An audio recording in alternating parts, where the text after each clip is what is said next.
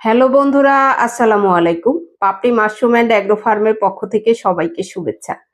আশা করি সবাই ভালো আছেন। একজন শ্রদ্ধেয় উদ্যোক্তা জানতে চেয়েছেন যে মাশরুম হারভেস্ট করার পরে কতবার পানি দিব, যদি একটু জানাতেন।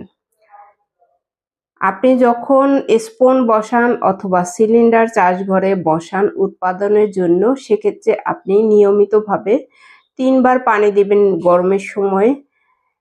মিনিমাম 3 বার পানি দিতে হয়, কারণ আপনার প্যাকেটটা যদি খুব শুষ্ক থাকে, খুব ড্রাই থাকে, খুব যদি ভেজা ভেজা না থাকে, সেক্ষেত্রে আপনার উৎপাদন অনেক দেরিতে আসবে।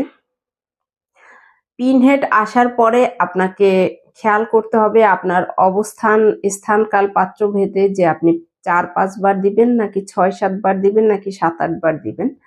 কারণ পিনহেডে আপনি যদি পানি সঠিকভাবে স্প্রে না করেন, সেক্ষেত্রে আপনি গ্রোথ ঠিকমতো পাবেন না, ওজনের দিক থেকে লাভবান হতে পারবেন না। মূল খাদ্যটাই পানি, কিন্তু পানি একেবারে বেশি দেওয়া যাবে না।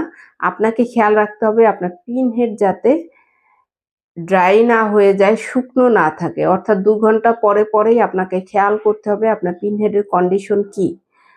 অবস্থা ভেদে আপনাকে স্প্রে করতে হবে। যদি আপনার চাষঘর বড় আকারে হয়, সেক্ষেত্রে আপনি কাপড় ভিজিয়ে দিতে পারেন চারপাশে, যাতে আপনার আর্দ্রতাটা ঠিক থাকে।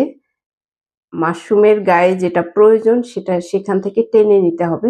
কাপড়টা সবসময় যাতে ভেজা থাকে, এটা আপনাকে খেয়াল রাখতে হবে। আশা করি ভিডিওটি দেখে উপকৃত হবেন। আপনি নিজেও জানতে পারলেন এবং যারা জানতেন না তারাও জেনে নিতে পারবেন।